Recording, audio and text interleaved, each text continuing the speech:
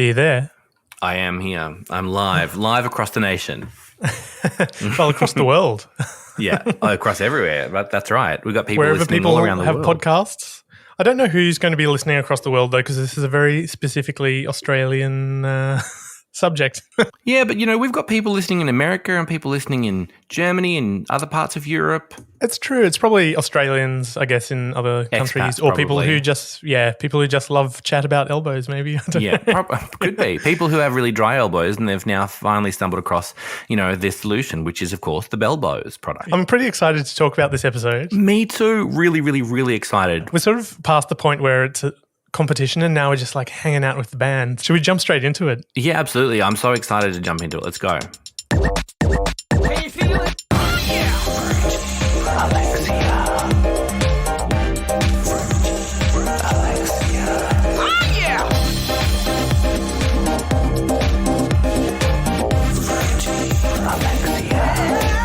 Oh, yeah. Can you feel it? Frankie. Can you feel it? Can you feel it? Frankie. Can you keep a good woman down?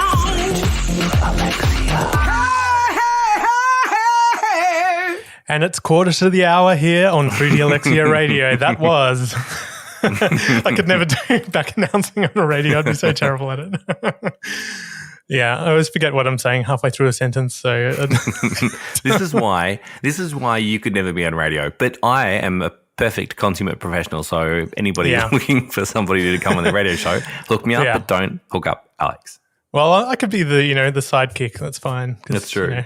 So we were trying to think. Oh, firstly, basic radio DJ skills. My name's Alex, and I'm Alexander. We're trying to think of a name for our fans during the week, weren't we? Because we've got upwards of 4 now, I think.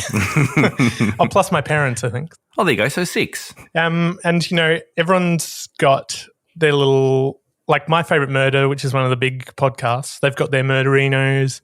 And, My Dad Wrote a Porno, which is one of my favorites. They've got the Blinkers. Popstars have their own little names as well. Like Lady Gaga's got little monsters. And right. I think Taylor Swift's got Swifties? Is that a thing, or have I made that up? And I think Nicki Minaj has got barbs.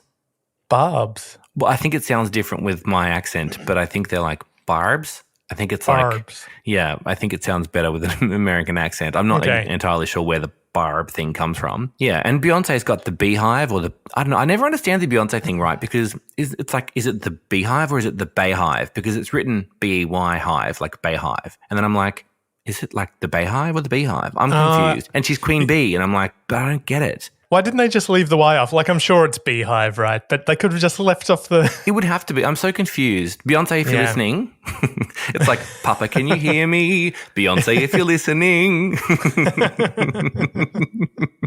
I love it. I know, me too. What are we going to call our people? Well, we sort of thought Fruity Alexia podcast. I've been labeling all the audio files FAP. Yep, love FAP. So Hashtag we could have FAP. We could have some fappers. What do you think of that? I think is it too much? I don't know. I mean, look, you just told me about My Dad Wrote a Porno, and their stands are called Blinkers. We're a show about a reality show forming a girl band, and we've got one called Fappers. I'm not really sure that it's I don't know what's sort of more off. I think probably Fappers is, given the content we're doing, but sure, Fappers, if you think Fappers is going to work, if you think Fappers is going to take off, fine. What's it going to be called? The Fapper Club. We need something where the URL isn't already taken, I think. If we do a live show at like a comedy festival or something, if somebody's stupid enough to let us book a slot, and we scream from the stage, show us your fappers. Where are all the fappers out there? I mean, it's like, I take your point. I don't know about screaming. Firstly, I've never screamed, show me your show me all the fappers. So I think it's a bit late in my life to start screaming about fappers now, really. Okay, anyway. Well, let's put that one down as a draft and we'll keep thinking about that one. I think we should pop that in the car park. We'll park that one for a bit and see what happens. All right. Should we talk about the show then? Let's. Okay, well, we're halfway through the series, basically. Well, not quite, but plot line wise, we're halfway through the series. So we've no longer got any contestants, and it's all just the winners now. All winners from now on. We see them move into a share house in Sydney together, and we learn sort of about the routine that will make up their new life as pop stars. The band introduced themselves as if it was a dating profile, which I found quite weird, and I'm sure we'll talk about it. Yeah. And then straight away, we're sort of into the drama around who gets the biggest room in their share house and who's going to be sharing a room. Michael Napthali then does a barbecue for them as the band settle in. They're starting the new routine the next day, which includes the gym, dance classes, and then recording. And as the narrator says, 15-hour days become the exhaustive norm. And they also begin learning their hit single, Poison. And as they adapt to life as pop stars, surrounded by cameras and, in this case, an uninvited spider. Alexia. This is only just the beginning. So, sorry, what am I saying? Oh, okay. Sorry. Okay. You wrote this one down. This is great. Okay. This provides material. If anyone listens to the end, you'll realize that I put a little blooper at the end, which is purely me trying to embarrass to Alexander. Piss me off. It's to piss me I'm off glad, so when much. stuff like this happens, I'm just glad because I go, yes, it's another little thing I can, jab the screwdriver into the When ribs. things like this happen, I just think, fuck. Can't I adult better than this to stop this from happening? But anyway, what I was going to say was, so you look, the narrator says at the very, very beginning, this week it's only just the beginning. And I think it feels so ominous because, in retrospect, we know how quickly the whole thing sort of happened and burnt hard and fast. And, it's really interesting because all the girls are thrown really quickly, into this Sydney house, which to me I think looks like a terrace home in like Newtown or something. And it's a massive one as well. Like if only I could have lived in one that size when I was their age. I was probably not living with that many people, or maybe I was. Yeah, I think I was living with the same amount of people, but in a terrace house half the size. And you were in Surrey Hills. That house in Surrey Hills had like 74 people living in it. Yeah, I mean, it wasn't that bad. I don't think anyone had to share a room, but... don't you think that's so weird? Like, so they had these 5 girls and they all had to share rooms. One of them got a room by themselves, but it's quite strange. And what else I found quite weird was the house was really weirdly furnished. So, like, there was a stack of magazines and a fireplace behind Katie when she's sitting at the dining table. There's like some weird blanket or carpet hanging on the wall behind Chantel at one point. When they do a walk through the house, there's like a mini trampoline standing up in the corner. And like there's houseplants everywhere. Like here's the question that everyone wants to know the answer to. Did somebody live there and they were just like squatting? Yeah. It's so weird. Like it was Jackie O's house. This? Jackie O was in a tent out the back. But the other thing that's weird is like I think it's Chantel opens up her suitcase and then looks around and there's nowhere to put the clothes. There's no chest of drawers or cupboards. Yeah, it's really weird and it's quite a strange setup. And like, Sophie opens her bag and she's got this like, she's brought that stupid blue phone from home that we saw in the other episode that you marveled at. Yeah, exactly. I mean, it is this relic of the 90s, when things were sort of a really bold colour and a bit like they were plasticky and synthetic and like it had been inflated by magic somehow, and she must love it because it's pretty much the only thing she unpacks. It is. And I love that at that time Michael Napthali says to her he goes what else have you got in there? Have you packed the incinerator? Great reference, Michael. Stupid. It's like you've packed everything, including the kitchen sink. Oh, he's just taken it to a new level, the incinerator. Yeah. I love it. But what I thought was really weird is that all these girls, finally these 5 girls have won, in inverted commas, they've won. And they're coming together in Sydney. It's the first time they've actually seen each other. They haven't actually seen each other since they were announced. So I don't know the timeline of this. I was talking about it earlier. Yeah, they all must know who else is in the band already, but I guess it's the first time that they wouldn't have had that much time to hang out during the auditions probably, and even then you wouldn't know who was going to get in. Like, I'm going to hang out with this person because it's definitely going to be Yeah. So hopefully I thought so too. Yeah, I wonder if they all got on. It was so strange, and with the whole like the whole like living together thing is such a strange concept. Like, why did they need to live together? Obviously, it's for ease of picking them up and dropping them off, and they were moving from interstate and stuff. But it's such a weird, I guess it's trying to force them to have a rapport and build a relationship and a culture between them. But it's quite strange. The whole dividing rooms thing is really weird. I mean, you've got 2 19-year-olds and 3 23-year-olds or something. What a nightmare. It's quite strange. And, you know, I think it's a really bad way to sort of get things going, actually, because you're going to, like, if you just need time away from people. If you're going to be doing 15-hour days with them, you need to then go away and just let off some steam without having to, you know, mind yourself around your work colleagues. Oh, exactly. And, you know, you know that house is only going to have had one bathroom. You know, it's an old, not updated terrace home. You know, it's going to have one bathroom. Those 5 girls and whoever else obviously lives there. You know, that's a lot of people to go through one bathroom. It would be annoying as shit. You know, well, traditionally the Surrey Hills terrace house would have a little outhouse in the backyard. So I can there would really be the option to go and sit with the daddy longlegses. I could really see the girls of Bardo going out into a courtyard to go to the toilet. Don't think so. I reckon a couple of them might. Do you? Yeah. But I do think it's you know, it's interesting because early on, you know, we really see a glimpse of Chantel being quite a Sooky Lala. Yeah, we do, don't we? This is when they're arguing about who gets the big room, right? Yeah, it's quite strange. And, you know, she's sort of Sooky Lala's about, I wanted the big room. I wanted the single room. And Sophie draws it and she's like, oh, it's okay, you can have it. It's such a weird thing to be. You can already see that that's something that whilst the rest of them clearly didn't mind outwardly, they would have minded. I mean, everyone would have ideally liked the single room. Yeah, but of course, yeah. To make such a song and dance about it was quite immature, but I guess she was 19, you know. Yeah. Although I was doing a bit of, you know, extracurricular research the other day, and I think it was a podcast with Belinda on it, and she suspected that maybe Chantal was a bit older than she was letting on. Have you heard this rumor? I actually have heard this rumor. You're going to have to refresh my memory though. Well, that's pretty much it. I think good. Yeah, I think Belinda just sort of alluded to the fact that maybe she was a little older than the lower third in the TV show was letting on.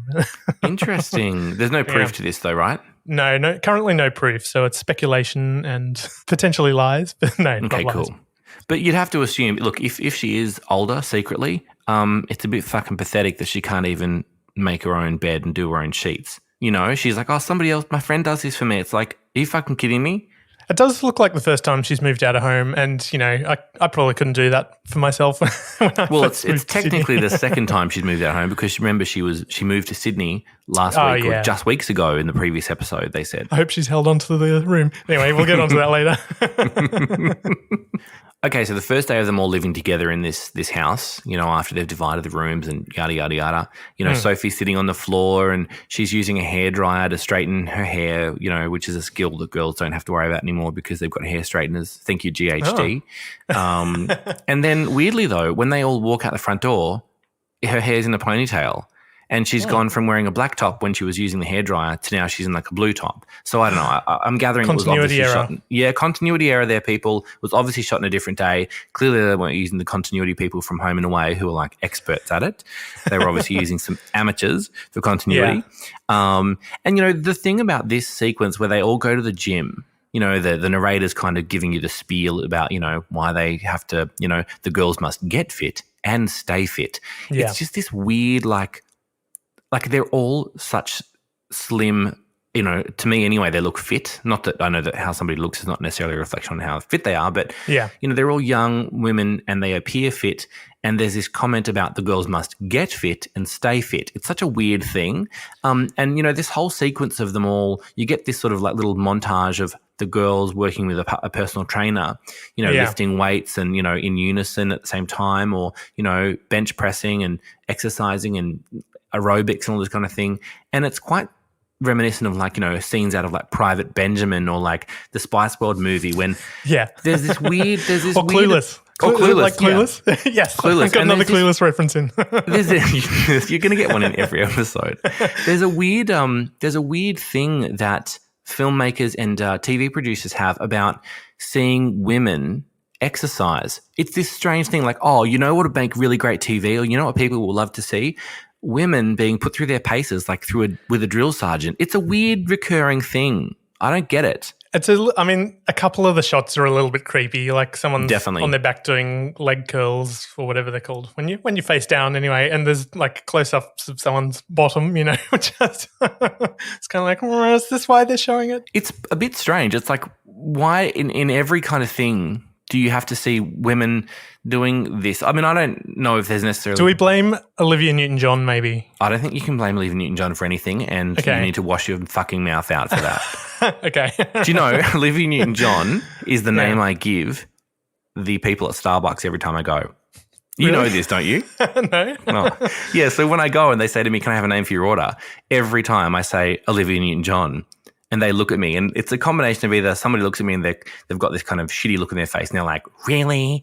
Or they're like, oh my God, that's so funny. Lol, you're so funny. And I'm like, yep, cool. And then if they've kind of given me a positive reaction, I'll say to them something like, Olivia Newton-John, they'll give me a cute reaction, and I'll say something like, but my friends just call me Liv or Livy, so you can just write Liv. Okay. And they get a little chuckle or whatever, and then they write Liv or Olivia or Olivia Newton-John, some of them will write. And then because I love it. I love it when they have to call out the orders and the baristas haven't actually read any of the cups before they've been written on, before they've made the coffee. So they just make the coffee and they pick up the cup and look at the side and they go, Olivia Newton-John. And everybody else in the cafe just turns around to look. Really? And then there I am just kind of cruising up to get my coffee. Oh, poor things. Imagine expecting to see Olivia Newton-John and you turn up. Getting me. Do you know what? We should do a twofer. Olivia and I should rendezvous. She can give my name and I'll give hers. And, finally the two of us will meet. Oh, dear. Other coffee outlets are available. Yeah, well, I do it to everywhere, not just at Starbucks. Anyway, I was thinking because they go on... After they've been to the gym and after they've done a dance class, they then go on to record. And can you imagine just like doing like 8 hours? Can you imagine even doing like half an hour of exercise, then having to go and sing? Like I'd just be pooped the whole time. I mean, I presume the whole thing of getting them to the gym in the morning and then dance classes and then going to the studio at nighttime 15 hours later. Obviously, there's a production schedule here and it's all about maximizing time, minimizing costs, all that kind of a thing. But it does feel very brutal. I think it feels really brutal from straight away. Yeah. But then I guess it's just trying to protect them for what it is, what it's going to be. Yeah, I would have left after the first gym session, I think. You would have left like halfway into the gym session. Yeah, exactly. Yeah. They go to the recording studio later and we meet Michael Zamowski. We do. And I think he's the real hero of Bardo, because what's really great about Poison is just the juicy harmonies that are in it, I think. And it seems like he's the one who's gone through and like clearly it's a really quick like production timeline and he just has to like make really quick decisions. It's funny to hear, like it's the first time we hear the run through of Poison. And it doesn't quite sound like they must be just reading it off the sheet music. And it doesn't quite sound how it does in the recording. Like the lead line sort of sounds a bit different. And I think it's all down to Michael Zamowski. Like he's clearly like massaged it in the studio and made it how we know it today. Well, I think Michael Zamowski, and correct me if I'm wrong, I think he may have written it or co-written it, so as well as producing it. So I think that probably helps in the process if you've written it, recorded the demo, sold the song, and then you're part of the process in producing it. Probably. Yeah. Helps. And I think at one point he even says, that's great. I think I'm just going to get you all to sing the whole song the whole way through. And then I'm just going to use bits and pieces that are right for certain parts of the song. And then he has a little bit of a chat to the camera and he says, they've all got really distinct voices, especially when you turn the beta up. And it's like, yeah, okay, great. Which, is probably, I don't know much about it, but I imagine that that's like one of the most like entry-level basic kind of sentences you could make about audio engineering for recording singers. They've all got really different voices, especially when you turn the beta up. It's like, okay, babe, calm down. Like, we don't really care. The average teenage girl and gay guy watching at home don't give a shit about this. But anyway. And I get the feeling he's more of a musician than, like, he's the producer and there'll be engineers running around doing the actual technical stuff. And, it's quite strange too because all of a sudden, you're in the studio with the girls and they're singing, and then he's there too, Michael Zamowski, and they're singing the song. But what's quite strange is there's no announcement that from the narrator that the girls are in the studio singing practicing or singing what will be their debut single or record or singing an album track called Poison. You hear it over and over again, but there's never any mention of the song title or anything about it. Yeah. I mean, come on, marketing team, get on it. Yeah, it just seems like such a missed opportunity, especially because, they were on a tight timeline. You'd think, I suppose by this point, maybe they hadn't decided by the actual, which song they maybe were going to pick. Maybe that's why. I was thinking too with Michael, it's funny how over the last 20 years, I reckon there's been a bit of a change where the producers of songs are really sort of being pushed to the front. And I don't know, I could be completely wrong, but I feel like you're getting less one-hit wonders because the person who's actually making the guts of the music is now like the headline, and then it will be like featuring blah, blah, blah. Yeah, do you mean like Calvin Harris or David Guetta? Yeah, exactly. Yeah, with and Sia is just the sort of tag along. So rather than it being like a Sia track, it's a Calvin Harris track with Sia. Yeah, yeah, that's right. And I mean, I think that's fair, and I think that's also fair, maybe even of the time of Popstars and Bardo, because you think a lot of those hit songs for Backstreet Boys, NSYNC, Britney Spears, they were all written by Max Martin, and I think there's a whole bunch of different people that kind of were pretty consistent at that time. And so when the band, quote unquote, doesn't come up with goods over and over again, meanwhile the producer's in the background working with another act making a hit over there, I think that's where you get this one-hit wonder culture from, I reckon. Totally, 100 million %. It's the sustainability of somebody singing on your track is the tricky thing to master, isn't it? It's capturing the magic once is seemingly quite easy, but repeating it is another thing entirely. I think it comes down to great producers, as you say. Yeah. I do think, hearing all the girls sing Poison in their various, parts and harmonies is actually really lovely. And, I think it's a great point to kind of really hear them as actual singers, because they're singing a song that at this time you didn't know. You'd never heard this song before. In previous auditions or previous episodes, you'd heard them sing, little bars of Mustang Sally and Celebration or Happy Birthday, Mr. President, or some other random, song. Yeah. And, Don't Leave Me This Way or My Heart Will Go On or whatever. So, you knew those songs. So you were hearing these girls sing parts of songs that were so familiar to you. So this is the first time we're hearing them sing a song that isn't familiar to us, that we at this point don't even know the title to. We're just sort of listening, watching in our lounge rooms, listening to the girls sing this song, and we're really hearing them blend and their harmony, and individually you're hearing their talent, which I think is actually a really interesting it's actually probably the first time where you're kind of like, oh, they actually are talented. Because exactly. In the first episode, you're kind of like, well, I guess they've all got a great look and they all can sing, but I don't know, can they? I think they can, And now you're like, no, they're actually really fantastic. They get, what's the other guy called? Tommy Farragher. Oh, Tommy Farragher. And he's been flown in from the US to produce one of the other songs, which is, or it's unclear, but it seems like he's there just to produce. He came in to produce the second single, which is I Should Have Never Let You Go. Oh, that's it. And he also co-wrote it or wrote it. So I Should Have Never Let You Go was on the album, and it was the second single. And he also produced the third single, which is called These Days. Yeah, right. Okay. Neither of which are my favourite Bardo songs, by the way. So I think that's something we've got to revisit when we get to talking about the tracks and the albums. Oh, right. Oh, that's funny because they're actually two of my favourites.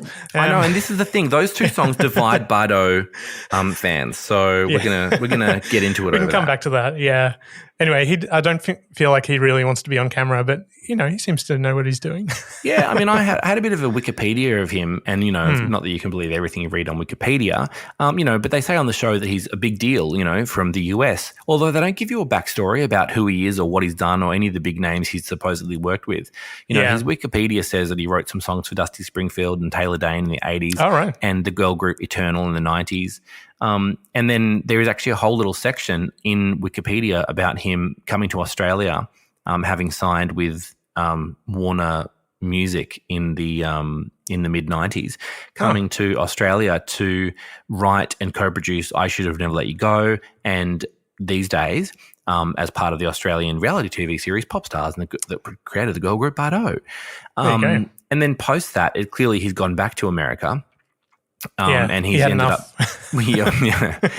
up producing songs for the Glee soundtrack and the Glee television show, including Darren Criss's cover of Teenage Dream. So he obviously had some success as well before and after, but you're right. I don't think he seems like he particularly wants to be on camera, but he does seem really hands-on, which I think is really nice and also really necessary because, as the narrator says, it's the first time any of these girls have been in a recording studio. I'm not entirely sure that that's true because I've heard from Belinda since in other podcasts or YouTube things that she had been in studios before. And I think Tiffany has before as well because although at this point Tiffany's not in it, She's not there yet, yeah. But Katie as well, I feel like she'd been doing some stuff in London or something. Yeah, that's true. Yeah. I mean, so I don't know, I wasn't really sure if that was quite an accurate statement from the narrator, but in any case, I think it's great that Tommy is really working with them on their, little riffs and different bits and pieces to add some personality and really help them get to the point that he wants them to get to, which I think is probably really nice for first timers and new people. Yeah, there is a point where he's just standing over someone as she's singing. Is it Sally or I can't remember? Like right beside her, which I'd find super intimidating. Well, I thought the funny bit about him was when he arrives, Michael Napthali kind of goes, oh, and I'm going to totally paraphrase and probably not do it justice, but it's really awkward and funny. But Michael Napthali is kind of like, hey, Tommy, hey, yeah. Look, did you get the emails I sent you? Do you think he's fanboying a bit? Like, did you get the emails I sent you? It's like, it's such a strange thing because, it's like, I don't know. I was wondering if maybe Michael Napthali was and maybe Grant Thomas Management were new to emails at this time. Oh, right, yeah. Because it was like, did you get the emails I sent you? And it's quite cute, really, I guess, because because the whole concept of an email was new. But on the have you been online since you arrived? Yeah. And also don't forget they didn't have internet on their phone, so it would have had to have been a computer and everything. So it's funny to listen to it in backwards, to be like, oh, well, maybe he's actually been traveling, for 48 hours or whatever, or 36 hours from LA or New York or wherever he's come from, and he actually hasn't read the emails I sent you, But I will say he would have had an Apple Newton or something.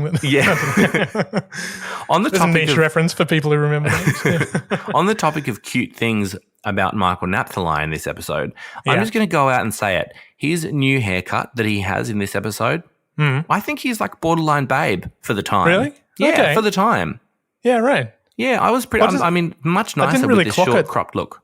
Yeah, short and cropped. Yeah, that's right. He sort of lost a bit of the Brit Poppy mullet that he had. The ducktail. Yeah. Yeah. So, well, there you go, Michael. Bet you didn't think that, did you? That's not what you thought I was going to say today. I bet you didn't think there'd be a compliment for you on this podcast, Michael.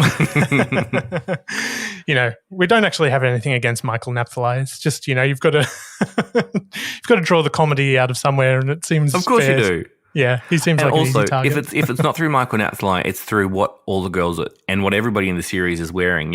Every now and again you get a glimmer of Jackie O, or somebody else, and you're just like, oh my God, I remember those clothes. And I love Michael Zamowski when he's in the studio. He sort of leans back in his chair like some kind of like big shot producer, and he's man spreads, and he's wearing a Mooks t-shirt. Do you remember that brand?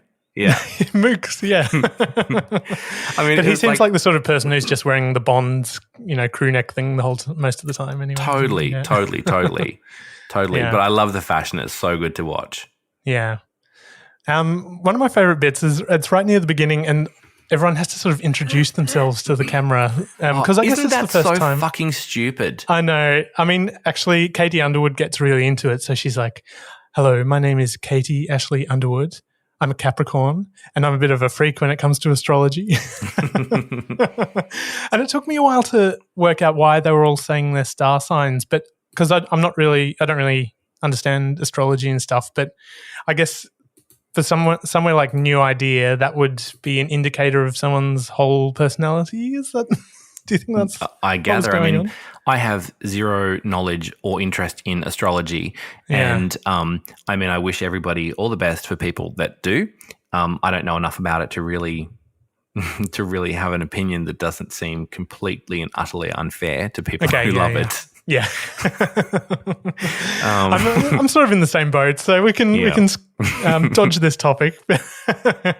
But, everyone's free to have their own beliefs, I think. So yeah, sure. If you want to believe in astrology or, for example, if you want to believe in rocks, watching a rock, paint a rock and watching that dry, fine, sure. Yeah. Go right ahead. Have you been reading my diary? I've got that on later today. And then Sally Polaronis, who's 23 from Adelaide. Yep. I sort of felt with her like watching her throughout the episode, she always seems to have, I mean, we've both probably been in choirs or, choruses and stuff in our teenage years. And sometimes you get stuck with the boring harmony line where you're just singing the one note the whole time and everyone else is doing all the fun bits around you. And she just seems to be the one that's always got the sort of, the safe. With just one kiss, I will blow your mind. Like that harmony line. She's just got the really safe line. But, you do need that, especially if you've got, 5 different voices. You really need that consistency. And I think you're right. That's totally what it is. Yeah. But I was sort of thinking, though, that at this point you'd sort of, I don't know. You'd be furious. Like in a group of 5, you're sort of going, who's going to be the main one? Like who's going to be the one who gets to stand in the center? Who's going to be time? like the Jerry, the ginger spice? Who's going to be the star? Exactly. And I think actually that's the thing I was thinking, what were the dynamics like? What were they thinking? Were the girls thinking who is going to be the front man, because there's always a front man, whether you like it or not, even modern day bands, like One Direction, it was obvious that Harry Styles was the front man. They say that he wasn't, but he was. And that's kind of the way with these guys. I don't know. It's a bit interesting because, I don't know, I don't think it's who you think it's going to be. Yeah. In Bardo. No. I love Belinda's little introduction, who clearly is not a fan of doing this little intro to camera. Yeah. And she goes, my name is Belinda Barbara Chappell. Yeah. And very sarcastically. Very sarcastically. She obviously hates it. And later on, I think in the next episode, in episode 7, she says she doesn't like naff stuff. So she's clearly more serious than the others. And she's also slightly older than everybody. And, she's clearly not into this kind of fluffy kind of kiddie stuff. Yeah, I think I sort of felt at the time that she wasn't like playing along like the others, but now, like in hindsight, I sort of go, all right, she's not playing along, and she's like, I think it's out of maturity rather than. I agree. Yeah, I think you're absolutely right. I think at the time it did seem like she was a bit of a bad sport, but I think now, looking back, I'd be thinking at 24, fuck, this is stupid. Yeah, I'm here to work. I don't really want to do this dumb little intro. Like, who cares if I'm a Sagittarius or a Capricorn or a fucking Aquarian? That's such dumb bullshit. Yeah. And then there's Sophie, what is it? Charlene Ackland. Sophie Charlene Ackland Monk. 19. And I love that she goes, hello, I'm Sophie Charlene Ackland Monk. I know. As if she knows her name is like a long, like random name. Oh, right. I didn't even clock that. Which I love. Like, she's like, I know. I love it. It's so cute. It's really, really cute. But she just seems quite joyful and happy to be there. Yeah, exactly. It's not that bad a name as well. Sophie Charlene Ackland Monk.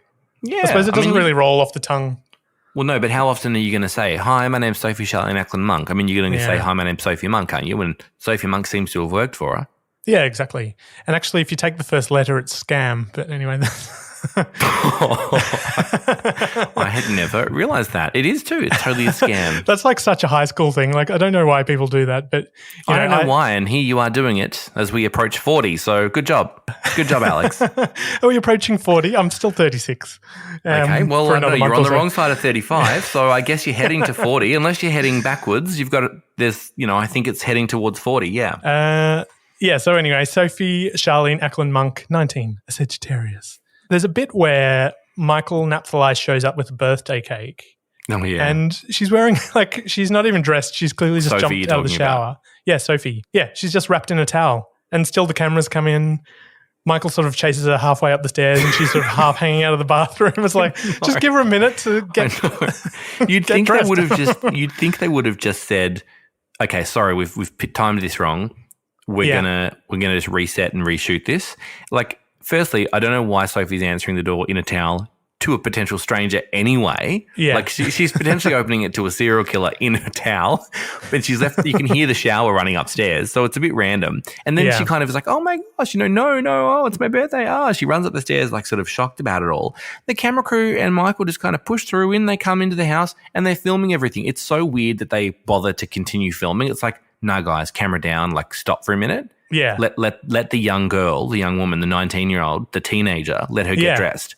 Yeah, exactly. Yeah. And Michael sort of reaches up and hands her a card or something, and Sophie has to reach down while clutching a towel. Yeah. She has to reach down to grab this, birthday card or whatever it happens to be. Yeah. And then next minute, just give her a minute. Yeah, it's so weird. And then next minute they're all kind of downstairs having a, celebrating with this cake that's clearly like, slightly up-spec'd Woolworths $5 mud cake. Yeah. And it's got sparklers in it. Yeah. Of course I would too. I love though seeing Sophie trying to blow out the sparklers. Does she? I didn't notice that. She tries to blow out the sparklers and one of the girls goes, no, you can't blow them out. And I just love really? it so much. I love it so much. I've watched it twice and I just get such a kick out of it. There's another funny bit in the house actually where a spider arrives. So it's like a biggish huntsman, and who's like Chantel's freaking out. I think Sally's there freaking out. And there's a lot Belinda of screaming. comes in. Yeah, Belinda comes in a bit later to kind of save the day a bit. I'm always the Belinda in this scenario because Belinda sort of comes along and goes, "Oh, why did you spray it? Now it's going to die. We could have just put it on a broom and put it outside." I'm definitely the let's put it on a broom and put it outside person. And it's just a spider, you know. It is. It's just a fucking spider. Everyone calm down. I wish it fucking bit somebody. Who would you want it to bite? At this point, either Sally or Chantel, who are hysterical. I mean, I will say, you know, I don't want it to bite anybody really, but it would have been funny if it had, just because they were so fucking hysterical. The other main thing, and this is more to do with their work, but they have a photo shoot. Like it's kind of like their first photo shoot. The photo shoot. And first of all, like there's this look where they're all in the same white t-shirt and then different jeans, and they all just look so That was on the cover of uncomfortable. New Idea magazine, that photo, by the way. it? I bought it, and I think actually, I might be wrong, but I think I have it in a box still. I think I have all of the covers of Bardo that they ever did, and I think I might not have it. I might have got rid of it when a couple of years ago when I had to forgive and forget, but I think I still have it. So that all the white t-shirts, that was the cover of New Idea. Right, Can confirm. They do a little to camera thing with Katie, and she's like, "Oh, I don't really feel like a star. I just feel hot and sweaty." Yes, I love that. Like, I love they ask Sophie, and Sophie's like, "Yeah, look, I love it. You know, I love I love the makeup, and I love getting my hair and makeup done." And Katie is far more practical about the experience. You know, she's like, "I don't feel like a star yet. It's more hot and sweaty," which I just think is so sensible because it's true. And you've been in those studios; they're so fucking hot. Yeah.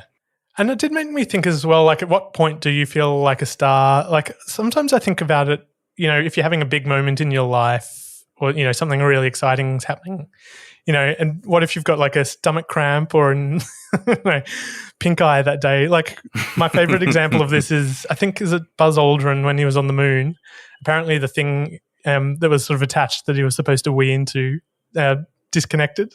And so he had to go, and so he just weed in, and it ran down into his shoe. Have you heard that? No, I haven't. But okay. So here he is having this amazing, like, once in a lifetime, never before done by mankind experience, and there's wee in one of his shoes. So, so there really is no such thing as glamour. I don't think. Like, not really. You're still a human as you go through it. I think glamour is a perception, isn't it? Like, it's I mean, what's glamorous to one person isn't necessarily glamorous to another. And, Sally has a point where she says in this episode, I don't think it's hit me yet. I think it'll hit me when people start, asking for autographs in the street or, screaming at concerts or whatever.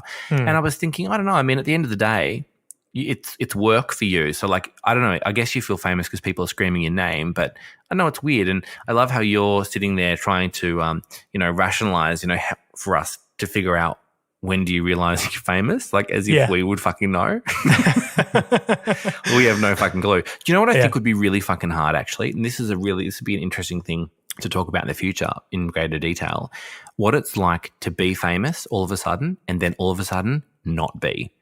Oh, I want to write a book about this one day. Yeah, I mean, I think about I'm not specifically pertaining to the girls in Bardo and Popstars, but more specifically, I think about some of these dirty, filthy pieces of trash that are on reality television nowadays. Right, okay. Yeah. I mean, some of these absolutely revolting, people, these abominations of mankind that appear on these awful, awful shows, with faces pumped full of plastics and poisons and chemicals, and they've awful, awful, bratty attitudes. And then they're famous for like 2 seconds, and, Who magazine does a little feature spread of them wearing a swimsuit once, and they think they're fucking God. They have 70,000 Instagram followers, and they get sent some fucking tanning lotion every other month to fucking spruik.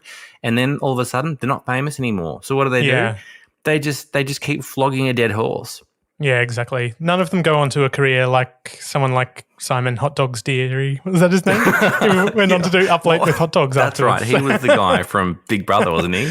Yeah, exactly. One of the Big Brothers, yeah. Yeah, he certainly didn't peter out. He had a long career of that weird scam up late show. Yeah, for like a minute.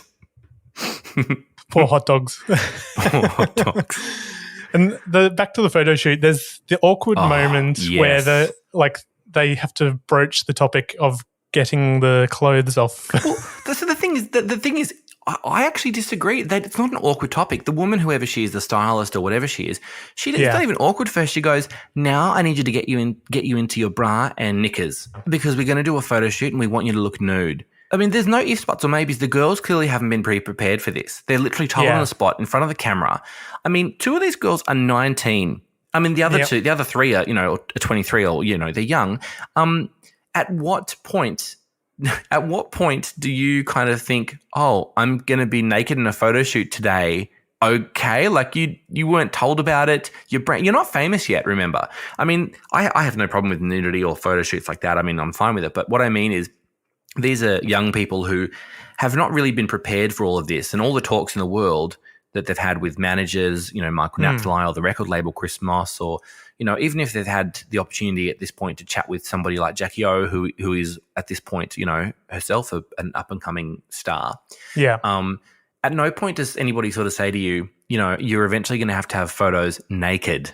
And you're not planning. It's just such a weird thing. They're not famous at this point. It's just like 5 random just girls. Sprung on them. Girls get naked. And then they all look kind of like unimpressed and nervous and not happy about it. And I think Sally sort of says, my dad won't be happy. And they kind of laugh it off. But obviously they're forced, I presume they're forced to do it because, you would have to deduce if Sally said, look, my dad won't be happy about it. I presume there's been some other argy-bargy from everybody else kind of saying we don't want to do it either. Yeah. But then they're kind of forced to do it. And it's so fucking strange because all it ends up being is them wrapped in some ugly, hideous brown blankety cloth it's thing. It's the worst material I've ever seen in my life, I think. It's like a dirty old roll of, bargain bin shit from Lincraft. It's That's so it. strange. It looks like some calico has gone moldy. Yeah. Yeah, it's so weird. It sort of seems pointless. But I also just think, this is kind of the bizarre, fucked up thing of what was going on in the background with these girls, or with the band and this whole Popstars project product at the time.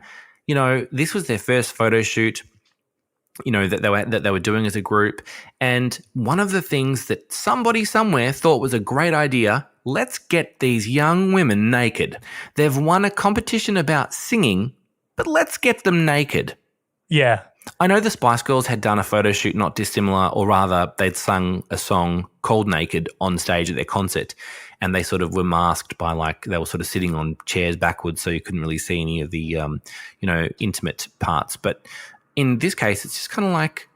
It's just so you're weird. right. It's just so sprung on them, and they don't seem to have much of a choice. And it's just sort of like, okay, this is happening now. And one of them might be Katie is like, okay, camera's off now, please. Camera's off. Yeah, and she kind of puts her hand up to the camera, and as if camera's off. Okay, guys, you can go now.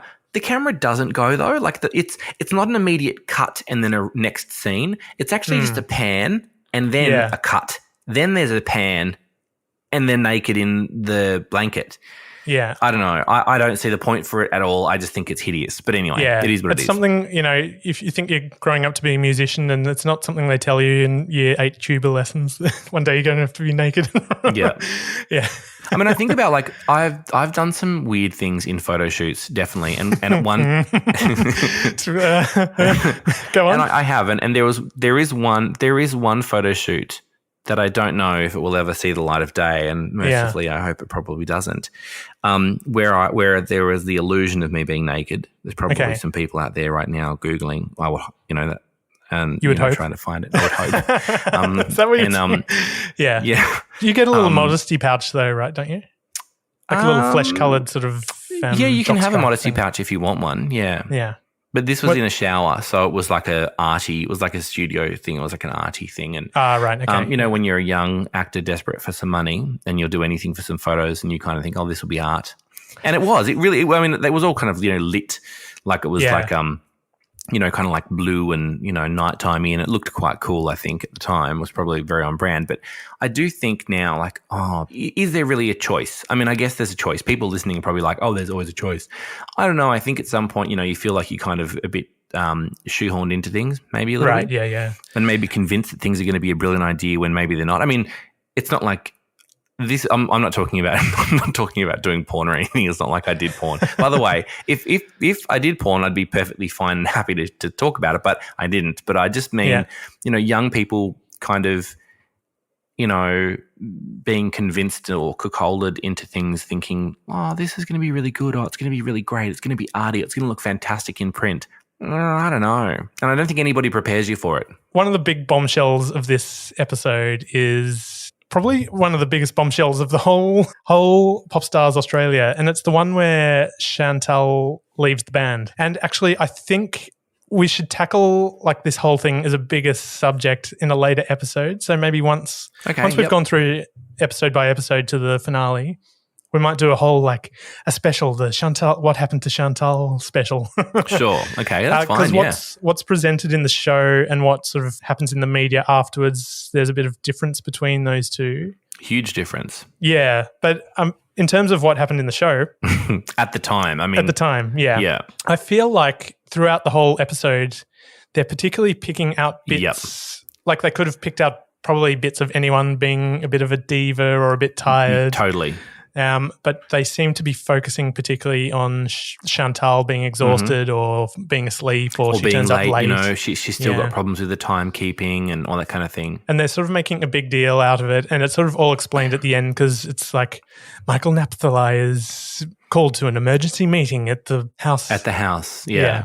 It's interesting though that to your point, there probably were, moments that all of them had that could have been used to sort of spin a story against them. But the thing I guess I come back to is this was early infant reality television where they weren't so nuanced with how they produced these, storylines. Shows like The Bachelor, there's one producer to two girls that go on that show.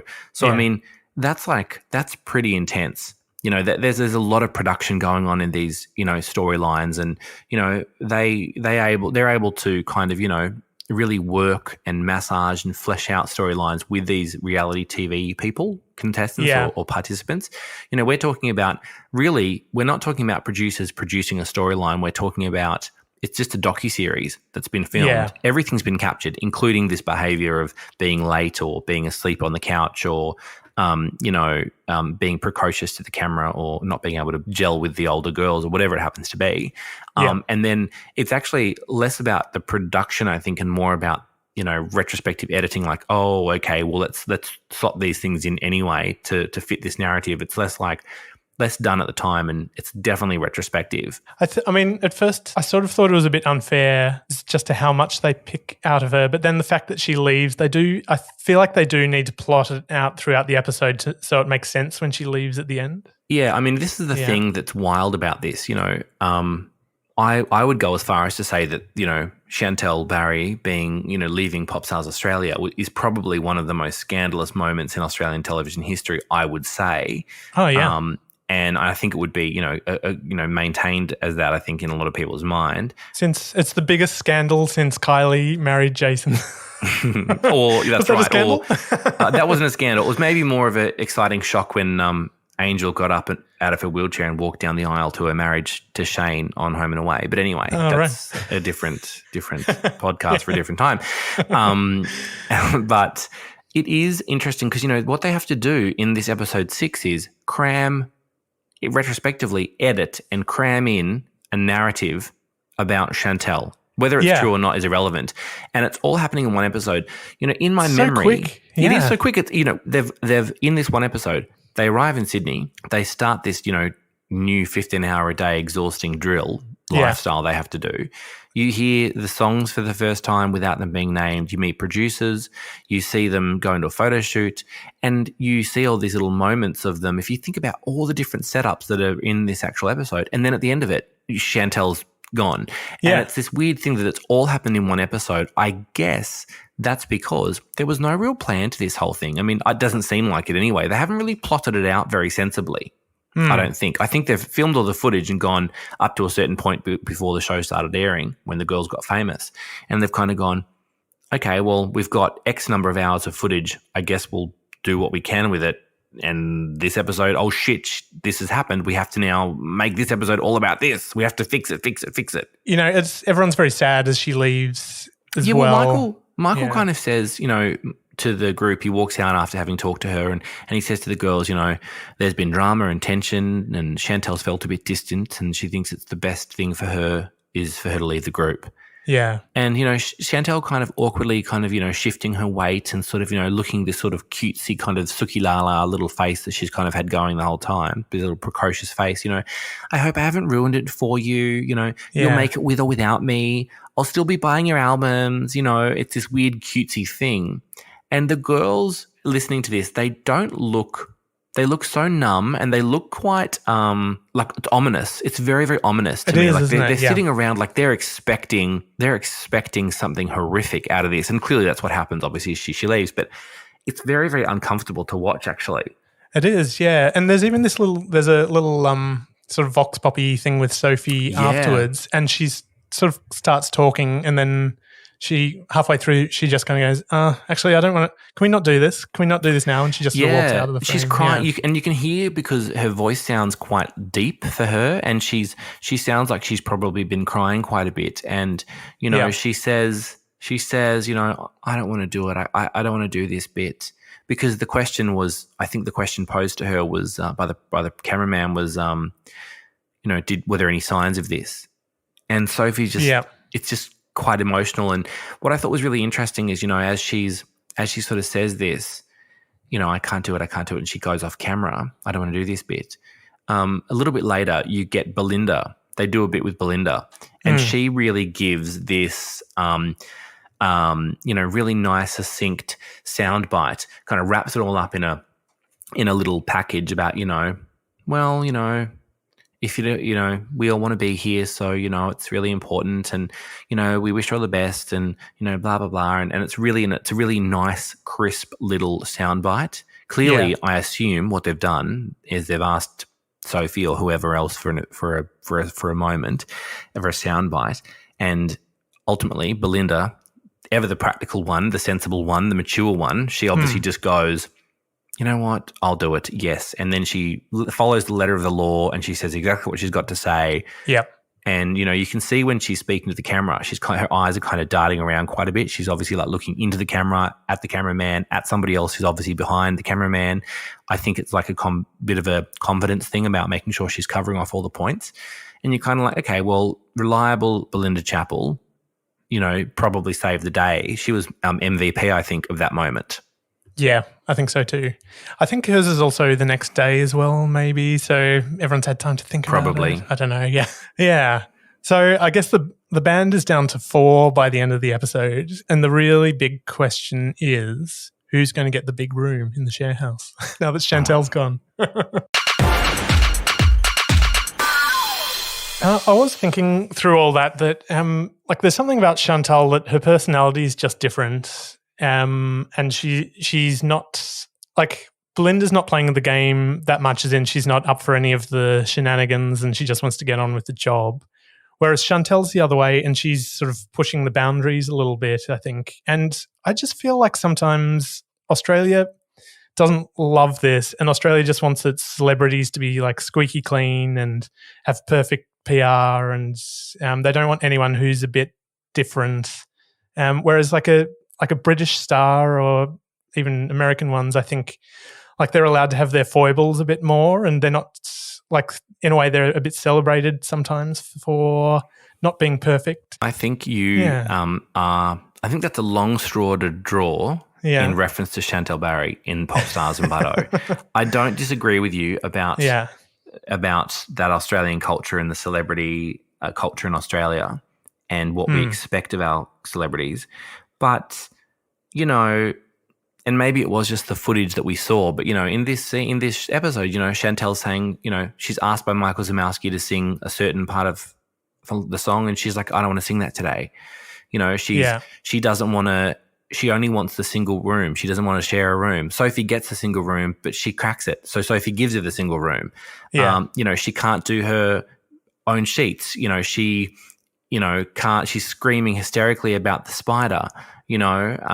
She's the one who clearly is intended, whether it's true or not, to look like she's the weaker dancer in a scene that's voiced over by Anna Kiprios talking about who's some of the girls have it, some of the girls don't have it. And I'm not saying that it's not necessarily because of the editing, because maybe it is, but I don't know that Chantel's individuality that you're referencing and personality and all that is necessarily such that would be embraced like a British or an American individual sort of star. Yeah. And I think you're absolutely right, though, 100 million%. That's probably a mini-sode waiting to happen, talking about, how we need our stars, our TV stars especially, to be a certain type of homogenized person. And actually, this is a conversation. We may have even had it before in the past. I have it with a lot of people about that cookie cutter and that polished kind of expectation we have of our actors and TV people. So, I mean, I'm even struggling to think of anyone who isn't really part of that from the Australian sort of celebrity oeuvre. But, I mean, the ones that come to mind, I guess, AC/DC are sort of, in their own little basket. But Michael Hutchence is one that I think was really quite individual and, he was allowed to be a tortured soul and he was introspective and rough around the edges and that's why I think he's still such a big presence, not only in Australia but internationally. People still think of In Excess, I think, as this amazing pop sensation, and it's really a lot of it's apart from the songwriting, a lot of it's down to his charisma and his presence, and I also think it's down to him not being this perfect kind of I came off the production line sort of personality. I mean, maybe. I mean, in terms of the Australian celebrity ether, who is or does or doesn't have that kind of individuality and who is or isn't celebrated for it. I mean, I think you could have a look back 20, 30 years or even today, and you can kind of see people who try something different and how they're rewarded, and people who don't and how they're rewarded, or people who, what is embraced and what is not is probably a better way of saying it. And I think there's a whole many different things that come into it, but probably economics is the biggest one, selling records or selling advertising or selling magazine pages. But, I often think about things like, and this is an example that perhaps you'll roll your eyes at, but hear me out about this. Yeah. For example, Kylie and Danny Minogue in terms of pop stars and pop music, and just specifically because we're talking about pop music here with Butto, Kylie, was really embraced and hit it really huge with songs produced by Stockaker and Waterman. And that was really that biggest time for her initially in that late 80s period before she tried to do things differently and kind of tanked. She had this real lull in her career where she tried to do something different and something more unique and nuanced and unusual. And that was at the time when she was, dating Michael Hutchence, interestingly. And then it wasn't until, she'd kind of, come back and she had some, obviously she had relative success with work in the meantime, but it wasn't until she came back with that album at the end of the 90s, the beginning of the new millennium, which was more of a traditional pop disco sound, that she kind of came back again. It's funny how different our perspectives on this are, because I was always like, oh, Kylie, whatever, fluff. And then she does the Nick Cave duet in the sort of slightly before that, I think, probably about 97. And that's where I really went, okay, so Kylie's not just this, this pop star thing. She's got depth and moodiness, Yeah, that's right. In the middle of the 90s, she did the duet with Nick Cave, Where the Wild Roses Grow. And she had the album Confide in Me, or Kylie Minogue Confide in Me, and she did the album Impossible Princess, that's what it was called in Australia, but it was renamed in Britain because Princess Diana had just passed away. Oh, right. And if you listen to that, it's really experimental, and she works with Japanese DJs, and, she does something with Tawate, and she does German bold italic. She has this really, interesting sound, a lot of acoustic stuff with cowboy style and, some really interesting sounds that I think typically you wouldn't associate with Kylie Minogue. But it wasn't really embraced as much unless you were a Kylie purist or someone that, really, really loves her diehard. And I think the other person is, it's a good point of reference is Danny Minogue. Early on in her career, her focus was dance music.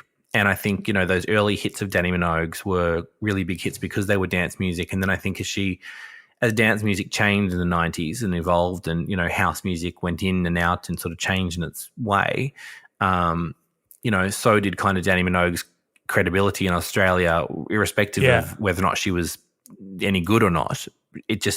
her popularity, was kind of questioned and compared to her sisters. And I don't know, I think they're both a really interesting example of what we expect of our celebrities. My counterpoint would be to measure Kylie against someone like Madonna from like the US. And for some reason, Madonna's allowed to have this badass attitude, whereas I don't think if Kylie tried to go and do, be the baddie in the Dick Tracy movie, I don't think anyone would be into it, Yeah, I think that's true. But I think if Madonna from the very beginning of her career was controversial, and she also said, she didn't hold back. She said what she wanted to say, and she was quite happy to be confrontational and, be provocative. Kylie was never necessarily provocative, from the get-go. It was fairly saccharine and sweet and sugary, really, from the very, very beginning in the outset. And I guess it's a model that kind of worked for her. And I guess the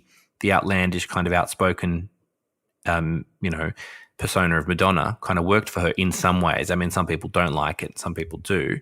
Yeah. And you'd argue today that Madonna might need to reassess her approach to her career and fame today. I think she's done all right.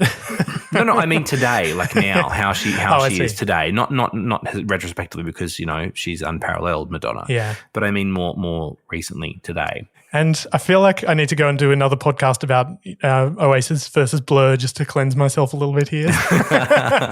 Listen, you're doing a podcast about Bardo, so you can talk about fucking Madonna and Kylie and Danny Minogue, and you talk about Clueless every episode. So shut the fuck up. Who the hell are you kidding? Everybody else listening at home is like, yeah, Alexander, that's right. You fucking tell him. Shut up, Blur and Oasis. Who gives a shit? Blur who? Whatever.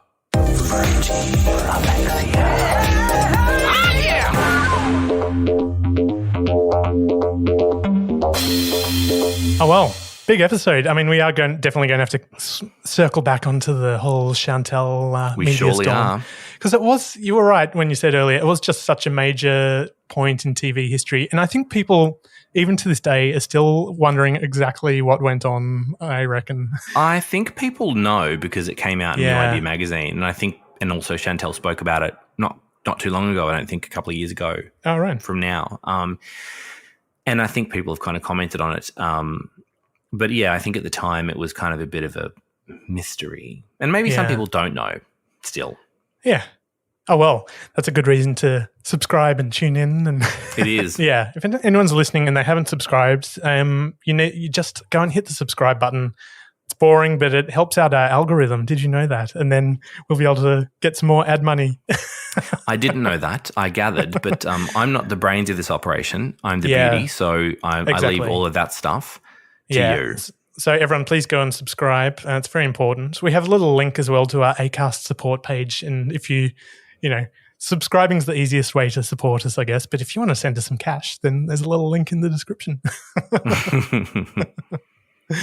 And then there's, of course, our Instagram, which is @FruityAlexia Podcast. It is @FruityAlexia Podcast. Are there underscores in there? No. No. No underscores. All one word.